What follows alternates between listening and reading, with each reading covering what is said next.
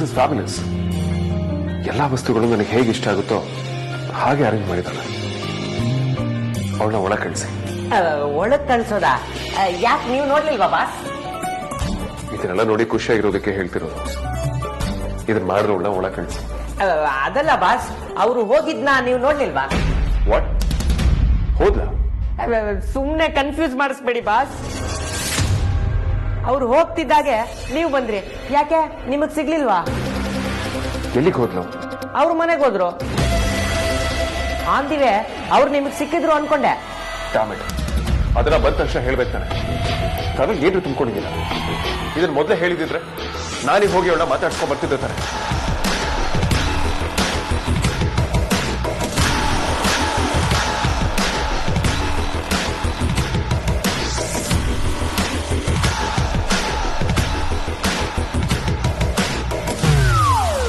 ಉಳ್ಳ ವೇದಾಂತ ಯಾವ ಕಡೆ ಹೊಟ್ರು? ಬೆಳಗ್ಗೆಯಿಂದ ಎಲ್ಲಾರ ಪ್ರಶ್ನೆಗೆ ಆನ್ಸರ್ ಮಾಡೋ ಗೂಗಲ್ ಆಂಟಿಯಾಗಿ ಹೋಗಿದ್ದೀನಿ. ಕೇಳಿದಷ್ಟು ಉತ್ತರ ಕೊಟ್ಟ ಅಭ್ಯಾಸ ಇಲ್ಲ ನನಗೆ. ಅಲ್ಲ, ಅವ್ರು ಹೋಗುವಾಗ ಸ್ವಲ್ಪ ಅಪ್ಸೆಟ್ ಆಗಿರೋ ತರ ಇತ್ತು. ನೀವೇನಾದ್ರು ಟೊಯ್ ತಿಂದ್ರ? ನಾನು ಯಾರ್ದು ಏನು ತಿಂದಿಲ್ಲ, ಆದ್ರೆ ಎಲ್ರು ಸೇರ್ಕೊಂಡು ನನ್ನ ಪ್ರಾಣ ತಿಂತಿದ್ದಾರೆ. ಇಷ್ಟೆಲ್ಲ ತಿಂದ್ರು ಈ ಜೀವ ಇನ್ನೂ ಜೀವಂತವಾಗಿದೆ ಅನ್ನೋದೇ ಆಶ್ಚರ್ಯ. ಒಳ್ಳೆ ಕರ್ಮನಲ್ರಿ ನಿಮ್ದು. ಸರಿ, ವೇದಾಂತ ಎಲ್ಲೋದ್ರು ಅದನ್ನಾರು ಹೇಳಿ. ನನ್ ತಿಥಿಗೆ ಯಾರಿಗ್ ಗೊತ್ತು ಸರ್? ಯಾವಾಗ ತಾನೇ ಅವರು ನನಗೆ ಎಲ್ಲಿಗೆ ಅಂತ ಹೇಳೋಗಿದ್ದಾರೆ. ಸತ್ತು ನಿಮ್ ತಿಥಿ ಆದ್ರೆ ಒಂದ್ 4 ಜನ ಊಟನಾದ್ರೂ ಸಿಗುತ್ತೆ. ಹೋಗಿ ಸಾಯಿರಿ.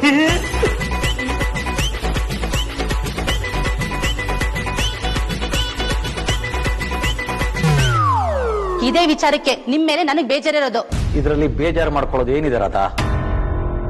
ನಾವು ನಮಗ್ ಸರಿ ಅನ್ಸದ್ದನ್ನ ಮಾಡ್ತಾ ಇದೀವಿ ಅಷ್ಟೇ. ಏನ್ ನಿಮ್ಗೆ ಸರಿ ಅನ್ಸೋದು? ನೀವ್ ಮಾಡೋದ್ರೆ ನಿಮ್ಗೆ ಸರಿ ಅನ್ಸುತ್ತಾ? ಅಥವಾ ನಿಮ್ಗೆ ಯಾವ್ದನ್ನು ಮಾಡಕ್ ಆಗಲ್ವೋ ಅದ್ ತಪ್ಪು ಅನ್ಸುತ್ತಾ? 4 ಜನ ಹೆಣ್ಮಕ್ಳಿರೋ ಮನೆ ಹಣ ಇದು. ಪ್ರತಿದಿನ ಕೆಂಡದ ಮೇಲೆ ನಡಿಗೆ ನಿಂದು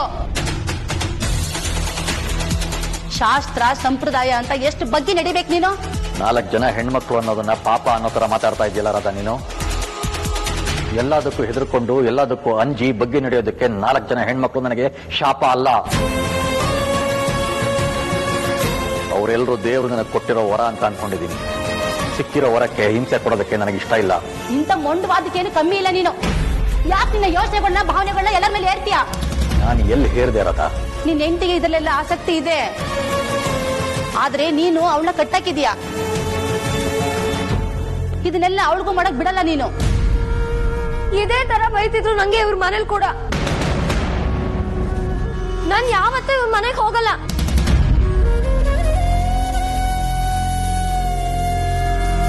ರಾಧಾ, ದಯವಿಟ್ಟು ನೀನು ನಮ್ಮ ಮನೆಗೆ ಬರಬೇಡ ಅಂತ ನಾನು ಯಾವತ್ತೂ ಹೇಳಿಲ್ಲ. ಇಷ್ಟು ಚಿಕ್ಕ ವಿಷಯನ ಇಷ್ಟು ದೊಡ್ಡದಾಗಿ ಮಾಡಿಲ್ಲ. ನೀನು ಹೇಳೋ ಹಾಗೆ ಊರ್ನವ್ರನ್ನೆಲ್ಲ ಸೇರಿಸಿ ಮಗಳು ವಯಸ್ಸಿಗೆ ಬಂದಿದ್ದಾಳೆ ಅಂತ ಶಾಸ್ತ್ರ ಮಾಡೋದಕ್ಕೆ ನಾನು ತಯಾರಿಲ್ಲ. ಅದನ್ನೇ ನಾನು ಕೇಳ್ತಾ ಇರೋದೋಣ. ಅದನ್ನೆಲ್ಲ ಮಾಡಿದ್ರೆ ಏನ್ ತಪ್ಪು ಅಂತ. ಅದು ಅವಳ ವೈಯಕ್ತಿಕ ವಿಚಾರ. ಅವಳಿಗೆ ಅದ್ರಲ್ಲಿ ಇಷ್ಟ ಇಲ್ಲ ಅಂದ್ರೆ ನಾನು ಯಾಕೆ ಬಲವಂತ ಮಾಡ್ಲಿ? ತುಂಬಾ ವಿಚಾರಗಳು ಇಷ್ಟ ಇರೋದಿಲ್ಲ, ಆದ್ರೂ ನಾವು ಬಲವಂತ ಮಾಡಲ್ವಾ? ಎಷ್ಟೋ ಮಕ್ಕಳು ಊಟನೇ ಬೇಡ ಅಂತ ಹಠ ಮಾಡ್ತಾರೆ, ಆದ್ರೆ ನಾವು ಸುಮ್ನೆ ಇರ್ತೀವ? ರಂಪ ರಗಳೆ ಆದ್ರೂ ಬಲವಂತ ಊಟ ಮಾಡ್ಸಲ್ವಾ? ಮಾಡಿಸ್ತೀವಿ. ಯಾಕೆ ಹೇಳು? ಅವ್ರಿಗೆ ಒಳ್ಳೇದಾಗ್ಲಿ ಅಂತ. ಇದನ್ನು ಅಷ್ಟೇ, ಅವ್ರಿಷ್ಟ ಕೇಳ್ಕೊಂಡಿರೋದಲ್ಲ, ಒಳ್ಳೇದಾಗ್ಲಿ ಅಂತ ಮಾಡ್ಬೇಕು. ಅದನ್ನ ಮಾಡಿದ್ರೆ ಮಾತ್ರ ಒಳ್ಳೇದಾಗುತ್ತೆ ಅನ್ನೋ ನಂಬಿಕೆ ನನಗಿಲ್ಲ ರಾಧಾ. ಆರ್ತಿ, ಅಮ್ಮು, ಅದಿತಿ ಯಾರಿಗೂ ನಾವು ಈ ತರ ಮಾಡಿಲ್ಲ. ಈಗ ಅಂಜುಗ್ ಮಾತ್ರ ಯಾಕೆ ಮಾಡ್ಬೇಕು? ಅದಕ್ಕೆ ನಿನ್ನ ಆರ್ತಿ ಗಂಡನ ಮನೆ ಬಿಟ್ಟು ತವ್ರ ಮೇಲೆ ಕೂತಿರೋದು. ರಾಧಾ,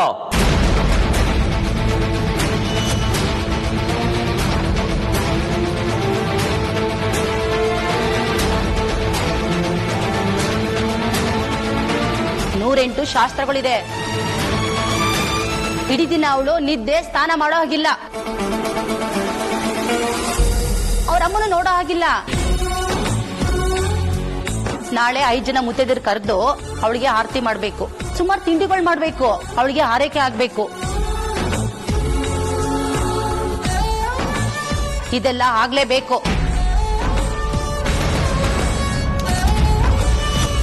ನಾನೇ ನಿಂತು ಮಾಡ್ತೀನಿ. ಜೊತೆಗ್ ನಿಲ್ಲಕ್ಕೆ ನಾವ್ 4 ಜನ ಇದೀವಿ. ನೀವೇನು ಆಯಾಸ ಮಾಡ್ಕೋಬೇಡಿ, ನೀವೇನು ಹೊರಡಿ.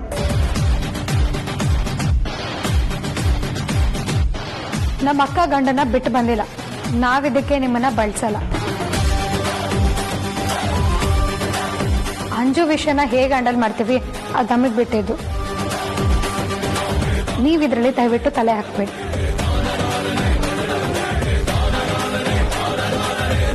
ಇಷ್ಟು ದಿನ ರಜೆಯಲ್ಲಿ ನನ್ನ ತಂಗಿ ನೋಡ್ಕೊಂಡಿದ್ದೀರಾ, ಅದಕ್ಕೆ ತುಂಬಾ ಥ್ಯಾಂಕ್ಸ್. ಸಂಸ್ಕಾರದ ಬಗ್ಗೆ ಸಂಪ್ರದಾಯದ ಬಗ್ಗೆ ಉಡಾಪೆ ಹೆಚ್ಚಾದ್ರೆ ಇದೇ ತರ ನಾಲ್ಗೆ ಉದ್ದ ಆಗುತ್ತೆ. ಮುಂದೆ ಅದೇ ಅಭಾಸಾಗಿ ಮರಿಯಲ್ ತೆಗೆಯುತ್ತೆ.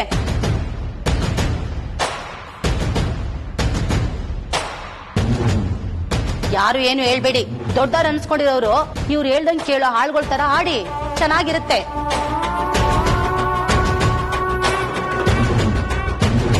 ನಿಮ್ಮನ್ನ ನೀವೇ ಹೊಗಳ್ಕೋಬೇಕು. ಇದೇ ತರ ಎಲ್ಲಾರು ಬಿಟ್ಟು ನೀವು ಮಾಡಿದ್ದೆ ಸರಿ, ನೀವು ನಡೆದಿದೆ ಸರಿ ಅಂತ ಅನ್ಕೊಂಡಿದ್ರೆ ಹಾಳಾಗಿ ಹೋಗ್ತೀರಾ. ಛೀ.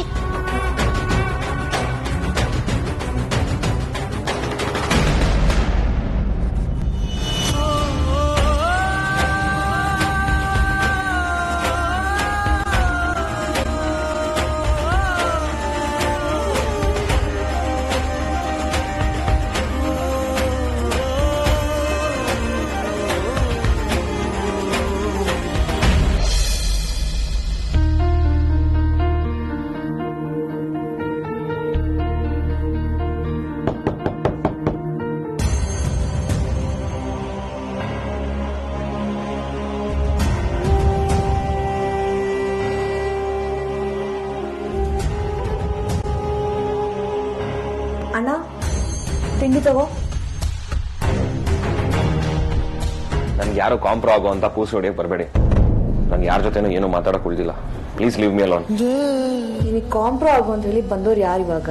ನಾವು ಬಂದು ತಿಂಡಿ ಕೊಡೋಕೆ. ತಗೋ ತಿಂಡಿ ತಿನ್ನು, ನಾವು ಹೋಗ್ತೀವಿ. ಯಾರು ಕೇಳಿದ್ದು ತಿಂಡಿ ಬೇಕು ಅಂತ? ನನಗ್ ಬೇಕಾಗಿಲ್ಲ.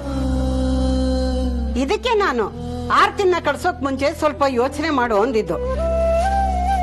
ಇದಕ್ಕೆ ಅಂದ್ರೆ ಈಗೇನಾಗಿದೆ? ನನಗ್ ನಿದ್ದೆ ಬರ್ತಿದೆ, ಈಗಲೇ ತಿಂಡಿ ತಿನ್ನಕ್ ಮನ್ಸಿಲ್ಲ. ಮನ್ಸಿಲ್ಲ ಅಲ್ಲ, ಮನ್ಸು ಸರಿ ಇಲ್ಲ ಅಂತ ಹೇಳು. ಹೆಂಡತಿನ ತವ್ರ ಮನೆ ಕಳಿಸಿ ನೀನ್ ಖುಷಿಯಾಗಿರಲ್ಲ ಅಂತ ನನಗೆ ನೆನ್ನೆನೆ ಗೊತ್ತಿತ್ತು. ಆದ್ರೆ ಈಗಂತೂ ಅದನ್ನ ಕಣ್ಣಾರೆ ನೋಡ್ತಾ ಇದ್ದೀನಿ. ಇನ್ನೊಂದ್ಸರಿ ಹೇಳಿ ಅಜ್ಜಿ.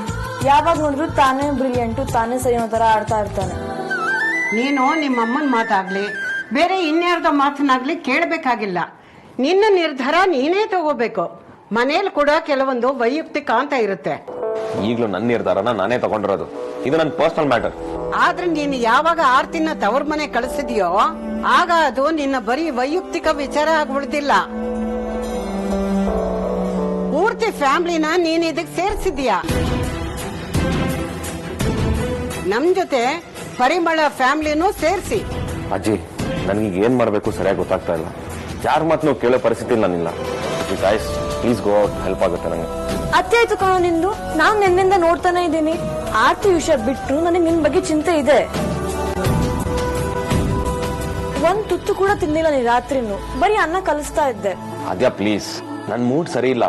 ಸರಿಯಾದಾಗ ತಿಂತೀನಿ, ಪ್ಲೀಸ್ ಹೋಗು. ಆಗಲ್ಲ ಕಣೋ, ನೀ ಹೇಳ್ದಾಗ ಕೇಳಕ್ ಆಗಲ್ಲ. ನೀ ತಿನ್ನಲ್ಲ ಅಂದ್ರೆ ನಾನು ಏನು ತಿನ್ನಲ್ಲ, ಬಿಡು. ಕಮಾನ್ ಅದ್ಯಾ. ನಾನು ಬ್ಲಾಕ್ ಮೈಲ್ ಆಗಿ ಹಠ ಆಗ್ಲಿ ಮಾಡ್ತಾ ಇಲ್ಲ. ನೀ ತಿನ್ನಿಲ್ಲ ಅಂದ್ರೆ ನನಗೂ ತಿನ್ನೋದಕ್ಕೆ ಮನ್ಸಾಗಲ್ಲ. ಆರ್ತಿ ಇಲ್ಲಿಂದ ಹೋಗಿರೋದ್ರಿಂದ ನಿನಗ್ ಮಾತ್ರ ಅಲ್ಲ, ನಮಗೂ ಇರಿಟೇಟ್ ಆಗಿದೆ. ಅಥವಾ ಆಗ್ತಾನೆ ಇದೆ. ಅದಕ್ಕೆ ಹೇಳ್ತಾ ಇರೋದು, ಅನ್ಭವಿಸೋದಾದ್ರೆ ನಾನ್ ಜೊತೆಗಿರ್ತೀನಿ, ನಿನ್ ತರ ಉಪವಾಸ ಇಟ್ಕೊಂಡು. ಏನೋ ಬಿಕ್ಕಿ ಇದು, ಒಳ್ಳೆ ಸಣ್ಣ ಮಕ್ಕಳ ತರ ಹಠ ಮಾಡ್ತೀಯಲ್ಲ. ಆದ್ಯಾ ತಿಂಡಿ ಕೊಡಮ್ಮ ನೀನು.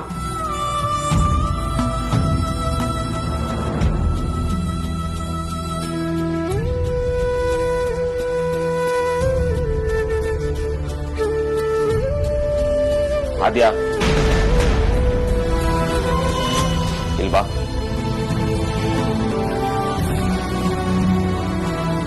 ಕುತ್ಕೋ.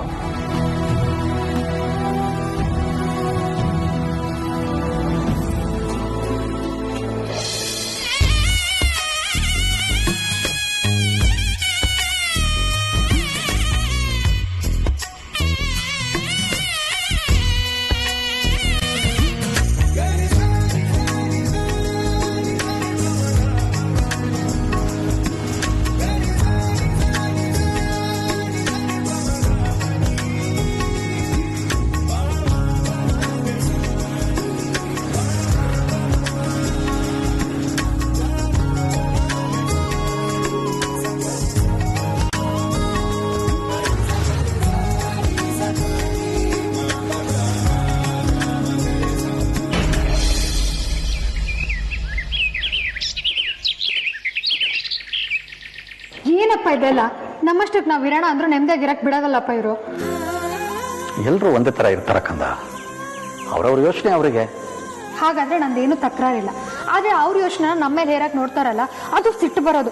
ಹೇಗ್ ಮಾತಾಡ್ತಾರ ನೋಡು, ಮೈಯೆಲ್ಲ ಉರಿಯುತ್ತೆ. ಹಾಗ ಅನ್ಕೋಬೇಡಮ್ಮ, ಎಲ್ಲರೂ ಸಂಬಂಧಿಕರೇ ಅಲ್ವಾ.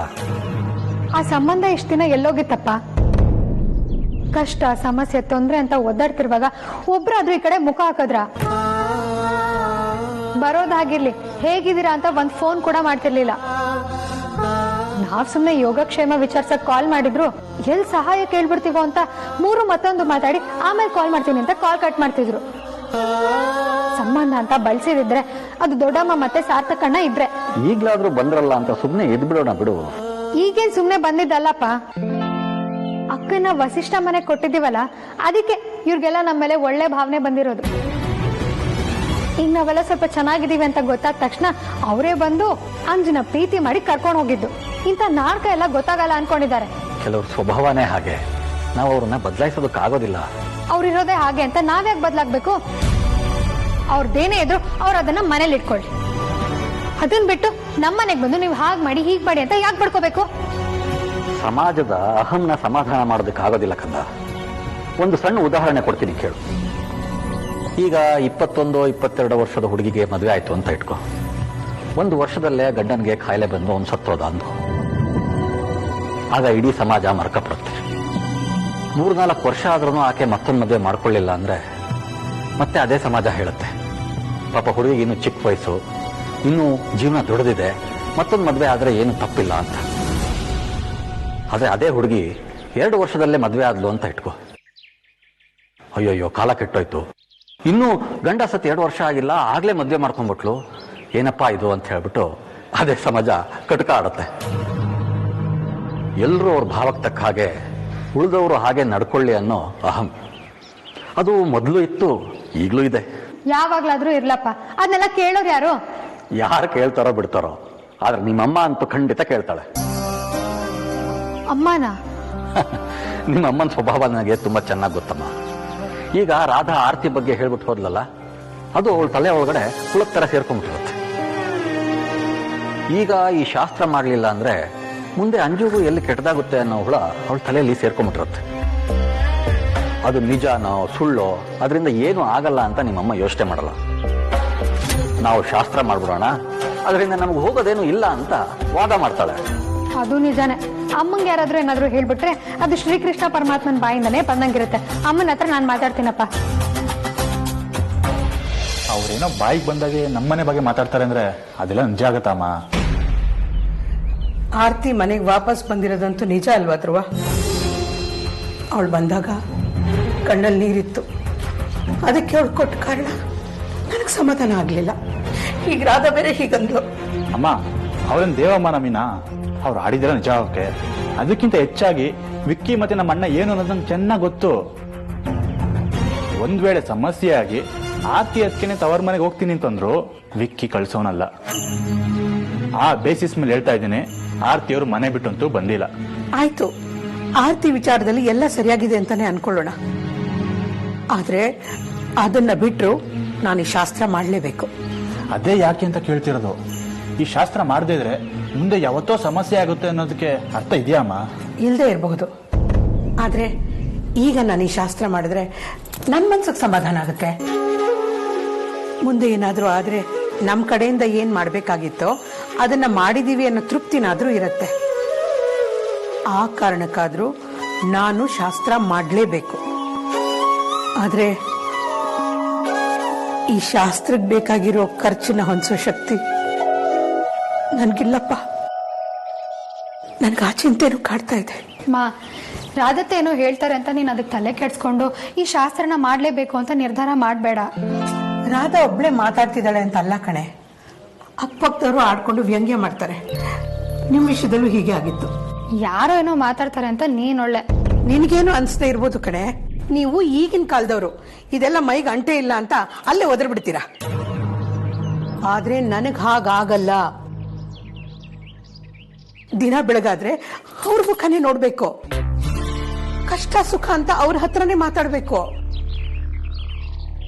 4 ಜನ ಸೇರಿದಾಗ 108 ಮಾತು ಬರುತ್ತೆ.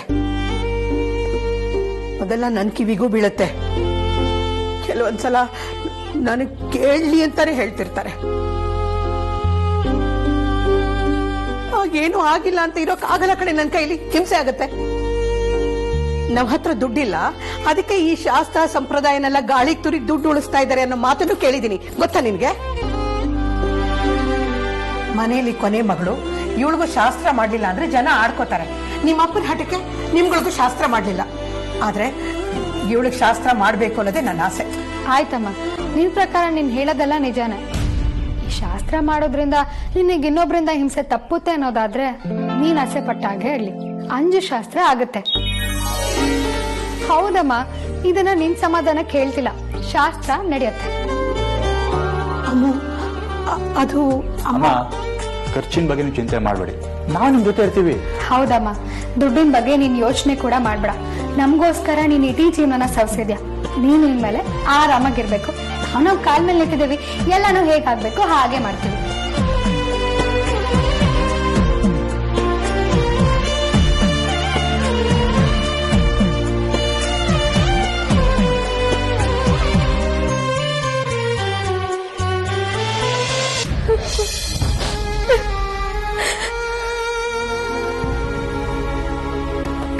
ಅಂಜು, ಏ ಅಂಜು, ಬಂದಿರೋದ್ ನಾನ್ ಕಡೆ. ನಿನ್ನ ಅಕ್ಕ ಬಾಗ್ಲು ತೆಗೆ.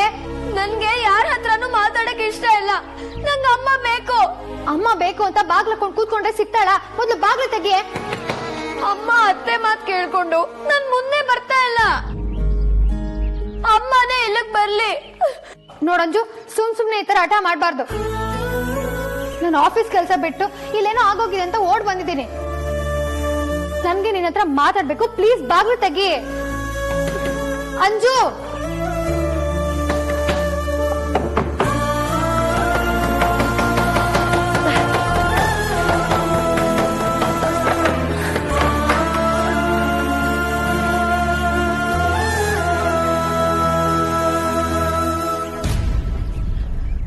ಯಾವ್ದೇ ಸಮಸ್ಯೆ ಆದ್ರೂ ಕೋಪ ಮಾಡ್ಕೊಂಡ ತಕ್ಷಣ, ಕಣ್ಣೀರಾದ ತಕ್ಷಣ ಬಗೆ ಹರಿಯಲ್ಲ ಅಂಜು. ನೀನ್ ಹಿಂಗ್ ಕೋಪ ಮಾಡ್ಕೊಳ್ಳೋದ್ರಲ್ಲಿ ಅರ್ಥನೇ ಇಲ್ಲ.